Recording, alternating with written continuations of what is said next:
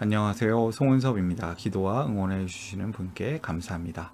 코로나 상황에 따라서 비대면 온라인 예배를 드리기를 원합니다. 본 영상 설교는 새가족교회 주일 설교 메시지입니다. 교회 성도님들과 신앙생활의 새가족을 위한 메시지를 전하기를 원합니다. 마가복음 16장에 해당되는 이야기입니다. 부활주일, 예수님이 부활하신 내용입니다. 마가복음 16장 6절을 한번 같이 읽어볼까요? 그가 여자들에게 말하였다. 놀라지 마시오. 그대들은 십자가에 못 박히신 나사렛 사람 예수를 찾고 있지만 그는 살아나셨소. 그는 여기에 계시지 않소. 보시오. 그를 안장했던 곳이오. 아멘. 여기서 그는 천사입니다. 젊은 청년의 모습으로 나타나는데요. 이 청년이 누구랑 얘기하냐면 여자들, 예수님의 무덤을 찾아온 여자들과 얘기를 하고 있습니다. 이 여자들이 첫 번째 증인들이죠. 이 예수님의 빈 무덤을 보고 깜짝 놀라고 있는데 이 청년으로 보이는 천사가 설명을 해줍니다. 예수님을 찾고 있지만 그분은 살아나셨소. 여기 계시지 않소. 갈릴리로 가야 하오. 이런 얘기를 하고 있는 것입니다. 가장 큰 절망의 순간이었습니다. 그 절망의 순간, 예수님의 십자가 죽음이 너무나도 큰 절망의 순간이죠. 지난 한 주간이 고난 주간이었습니다. 예수님의 고난을 기억하고 기념하는 주간입니다. 오늘은 부활주일입니다. 가장 큰 슬픔이 인간이 가질 수 있는 가장 큰 고통이 사랑하는 사람과의 이별이라고 해요. 근데 그 이별이 너무나도 크겠죠. 그 이별을 다시 덮을 수 있는 기쁨이 있다면 그 죽은 줄 알았던 사람이 다시 살아나는 것 아니겠습니까? 부활주일은 가장 큰 슬픔이 가장 큰 기쁨으로 바뀌는 날입니다. 오늘은 부활주일입니다. 부활주일의 의미를 담아서 메시지를 전하고자 합니다. 예수님의 십자가 죽음을 한번 생각해 보겠습니다. 예수님이 갑자기 잡히시고 십자가에 달려 죽으셨습니다. 예수님께서 사람들에 의해 죽임을 당하시는데 정말 이 사람들은 나쁜 사람들이에요. 얼마 전까지만 해도 호산나 만세 예수님을 환영하고 예수님을 지켜 세웠던 사람들인데 이 사람들이 다시 예수님을 죽이라고 하는 폭도로 변한 것이죠. 그 과정 가운데 어떤 나쁜 제자는 예수님을 팔아 넘겼고 믿었던 수제자 큰 제자는 예수님을 절대 부인하지 않겠다고 했다가 예수님을 모른다라고 3번이나 얘기하고 심지어 맹세까지 하는 제자가 되었습니다. 다른 제자들도 모두 흩어져 버렸습니다. 지도자가 죽었고 제자들은 배신을 한 상태이죠. 모든 것이 잘못되었고 더 이상 희망이 없어 보입니다. 이런 절망의 순간 예수님은 부활하셨습니다. 가장 큰 절망이 가장 큰 희망으로 나타나는 다시 사신 이야기, 오늘 부활주일의 메시지입니다. 오늘 설교를 위한 3가지 질문을 준비했습니다. 중심이 되는 3가지 질문, 이해하기 쉬운 쉬운 질문입니다.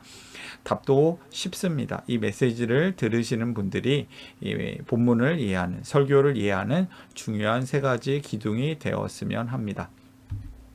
첫 번째 질문인데요. 예수님의 부활은 어떤 의미인가? 예수님의 부활이 도대체 어떤 의미라는 거죠?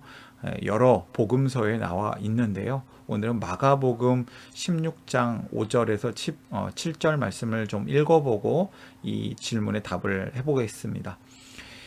그 여자들은 무덤 안으로 들어가서 웬 젊은 남자가 흰 옷을 입고 오른쪽에 앉아있는 것을 보고 몹시 놀랐다. 빈 무덤 안에 웬 젊은 남자, 예수님은 아닌데요. 그가 여자들에게 말하였다. 놀라지 마시오. 그대들은 십자가에 못 박히신 나사렛 사람 예수를 찾고 있지만 그는 살아나셨소. 그는 여기에 계시지 않소. 보시오. 그를 안장했던 곳이오. 빈 무덤, 돌문이 열려 있습니다. 그러니 그들은 가서 그의 제자들과 베드로에게 말하기를 그는 그들보다 먼저 갈릴리로 가실 것이니 그가 그들에게 말씀하신 대로 그들은 거기에서 그를 볼 것이라고 하시오. 천사가 얘기를 전해주고 있어요. 이 여인들에게 제자들에게 가서 갈릴리에 가면 예수님을 부활하신 예수님을 만날 것이라고. 이 예수님의 부활이 진짜라는 것을 보여주는 장면입니다. 예수님의 부활은 역사적 사실입니다. 성경이 예언이 이루어진 사건입니다. 근데 제자들은 지금 실망을 하고 괴로워하고 있는 겁니다. 이 여자들은 기억을 했는데 왜 남자들은 기억을 못하는 걸까요? 예수님의 가르침, 성경의 예언들, 마가복음 8장 31절에 보면요, 예수님께서는 제자들에게 이러한 가르침을 하셨어요. 인자가 반드시 많은 고난을 받고 장로들과 대제사장들과 율법학자들에게 배척을 받아 죽임을 당하고 나서 사흘 후에 살아나야 한다는 것을 그들에게 가르치기 시작하셨다. 그리고 여러 번 가르치셨다. 제자들이 너무 큰 충격을 받은 것 같습니다. 그러나 예수님의 죽음과 부활은 사실이었습니다. 예수님의 죽음과 부활은 예언의 성취였습니다. 말씀대로 이루어진 사건입니다. 그리고 예수님이 죽으시고 부활하신 것은 인간의 죄를 대신하신 것으로 죄의 대속이 이루어진 사건입니다. 하나님과 우리를 화목하게 하십니다. 믿는 자에게 영원한 생명을 주십니다. 성경 말씀대로 이루어졌습니다. 예수님의 죽음은 인간의 죄를 대속한 사건입니다. 그 죄는 사실 우리가 인간이 죽어야 되는 죄였습니다. 그분을 믿는 자에게는 이제는 죽지 않는 선물이 있습니다. 영원한 생명을 선물로 주십니다. 이때 우리는 무엇을 믿어야겠습니까? 예수님의 부활을 믿으라. 그것은 사실이기 때문입니다. 예수님의 부활은 우리에게 일어난 사실입니다. 특별히 믿는 우리에게 일어난 역사적 사실이 분명합니다. 그 예수님의 부활은 우리에게 어떤 믿음을 줍니까? 말씀을 좀 찾아 읽어볼까요? 이번에는 고린도전서 15장 말씀입니다.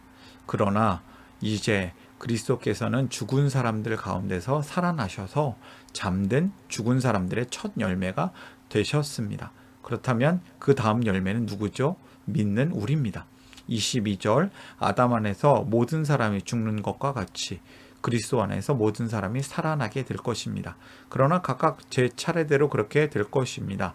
첫째는 첫 열매이신 그리스도요. 그 다음은 우리 그리스도께서 재림하실 때 그리스도께 속한 사람들입니다. 예수님이 웃고 계시죠? 부활하시고 아마 저렇게 환하게 웃으셨을 것 같습니다. 우리는 예수님의 부활을 통해서 예수님을 진정으로 믿게 됩니다. 그리고 예수님이 죽었다 살아나시는 걸 보니 정말 예수님의 말씀은 믿을 수 있겠구나. 예수님께서 하신 말씀을 믿을 수 있습니다. 하나님 나라의 복음을 믿을 수 있습니다. 우리도 예수님처럼 다음 차례에 부활할 것을 믿을 수 있습니다. 예수님이 부활하신 것이 진짜라는 거죠. 예수님의 부활이 진짜일 때 우리는 다시 한번 정리하면요. 예수님이 하나님이신 것을 믿을 수 있습니다. 하나님이 아니면 부활을 할 수가 없는 것이죠. 예수님은 진짜 하나님이십니다. 그 예수님의 가르침은 또한 진짜가 되는 것이죠. 하나님의 나라 복음, 하나님의 나라의 복음을 믿을 수 있습니다. 그리고 우리 또한 부활할 것을 믿을 수 있습니다. 이런 갑자기 믿음이 좋아지지 않습니까? 예수님의 부활이 진짜라면 우리의 믿음은 믿음이 웅장해집니다. 하나님 나라 복음은 사실 조금 더 설명이 필요한데요. 하나님 나라 복음은 개인에게만 주어지는 소식이 아닙니다. 내가 죽으면 천국 가는 것이 분명 사실이지만 지금 하나님 나라를 누리는 것이죠. 내가 죽으면 천국 가는 것이 주된 내용이 복음이 아닙니다. 복음은 더 큽니다. 복음은 예수님을 통해 하나님의 나라가, 하나님의 통치가 시작되었다는 기쁜 소식입니다. 하나님 나라는 이미 시작되었고 아직 완성되지 않은 상태입니다. 그렇다면 성도는 어떻게 삽니까? 깨어진 이 땅에서 선한 일을 담당하면서 살아야 할 사명이 있습니다. 성도는 어떡합니까? 성도는 반드시 부활합니다. 성도의 부활을 믿으라. 그렇다면 그 부활 신앙으로 살아야겠죠. 하나님 나라 복음을 믿고 부활 신앙으로 이 땅을 살라. 두 번째 메시지입니다. 그렇다면 예수님을 믿는 자에게 어떠한 복이 보장되어 있을까요? 어떠한 복이 있습니까? 요한복음 말씀이 좀 더 그것을 분명히 보여준다고 저는 생각합니다. 요한복음 11장 25절, 26절 같이 읽어볼까요?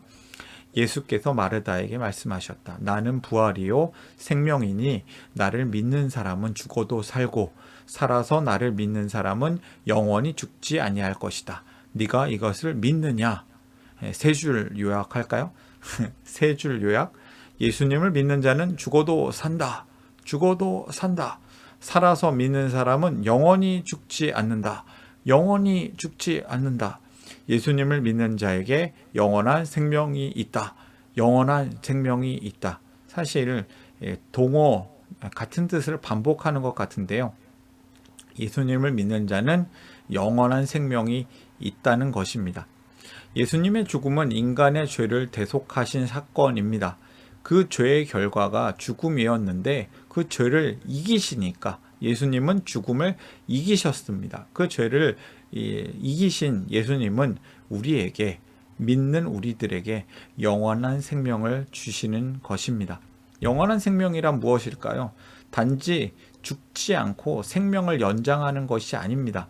저는 요양병원에 죽지 못해서 사시는 참 고통스러운 어르신들을 많이 본 적이 있습니다. 사실 너무 안타까운데요. 죽지 않는 것이 행복입니까? 아니요. 어떻게 보면은 그 고통 가운데 생명이 길어지는 것은 절대 복이 아니에요. 하나님이 그런 복을 얘기한 게 아니에요. 영원한 생명이란 단지 죽지 않는 것이 아니라 완전한 행복을 영원히 누리는 상태입니다. 영원한 생명이란 하나님의 형상으로 지음받은 사람이 모든 존재의 근원 되신 하나님과 화목하여서 온전해지는 삶, 그것이 영원히 지속되는 것이죠. 영원히 행복한데 그것이 끝나지 않는 거예요. 영원한 행복감이 줄어들지 않는 거예요. 예수님을 믿는 자는 영원한 생명을 누리며 완전한 행복을 누리며 완성될 하나님 나라를 소망하면서 살아갈 수 있습니다. 여기서 메시지는요, 영원한 생명을 소망하라 라는 메시지입니다. 예수님을 믿는 자에게는 영원한 생명이 있기 때문입니다. 사실 영원한 생명은 하나님 나라와 아주 밀접합니다. 하나님 나라를 지금부터 영원까지 누리시는 저와 여러분이 되시기를 바랍니다. 하나님 나라에서의 영원한 생명, 완전한 행복, 그것이 믿는 자에게 있습니다. 그것을 누리시는 것이 우리의 복입니다. 오늘의 메시지를 정리하겠습니다. 예수님의 부활을 믿으라. 예수님의 부활은 우리에게 일어난 역사적, 진짜 사실이다. 아멘. 두 번째, 성도의 부활을 믿으라. 예수님의 부활을 믿고 성도의 부활을 믿으라. 그렇다면 우리는 이 땅에서 어떻게 살까요? 하나님 나라 복음을 믿고 부활 신앙으로 이 땅을 살 수 있습니다. 이 땅을 살라. 부활 신앙으로 살라. 세 번째 메시지, 영원한 생명을 소망하라. 예수님을 믿는 자에게 영원한 생명이 있습니다. 죽어서 영원한 생명이 있는 게 아니에요. 지금부터 영원까지 영원한 생명이 있습니다. 믿는 자에게 하나님 나라를 지금부터 살아갈 수 있는 복이 있습니다. 우리가 십자가 예수님으로부터 함께 살아나고 예수님과 함께 이 땅을 살아내고 다른 일을, 예수님을 모르는 사람들을 예수님께 인도하여서 그를 살려내는 축복의 통로로 살기를 원합니다. 그렇게 사시기를 축복합니다. 다시 한번 메시지를 정리하면요. 예수님의 부활을 믿으라. 성도의 부활을 믿으라. 영원한 생명을 소망하라. 부활주일의 메시지였습니다. 부활하신 예수님, 그분을 믿습니다. 나도 부활할 것을 믿습니다. 이 땅을 영원한 생명을 소망하면서 살아내기를 원합니다. 이 메시지를 보시는 분들이 하나님이 주시는 은혜와 평강이 가득하고 넘치시기를 바랍니다. 저를 통해 또는 누군가의 추천이나 우연한 기회로 이 메시지를 보게 되신 분들께 감사합니다. 모든 성도님들은 하나님 나라의 새가족이십니다. 이 설교는 새가족교회 공동체 가족과 후원자를 위한 메시지이면서 기독교를 잠시 떠났거나 혹은 새롭게 시작하시는 분들을 위해서 준비한 쉬운 메시지이기도 합니다.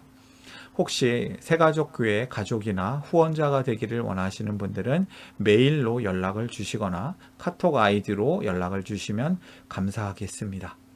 제가 부족하기 때문에 설교에 문제가 오류가 있을 수 있습니다. 알려주시면 제가 겸손하게 배우고 다음에는 고치도록 하겠습니다. 여러분 사랑합니다. 축복합니다. 부활주일에 하나님의 은혜가 가득 넘치시기를 바랍니다.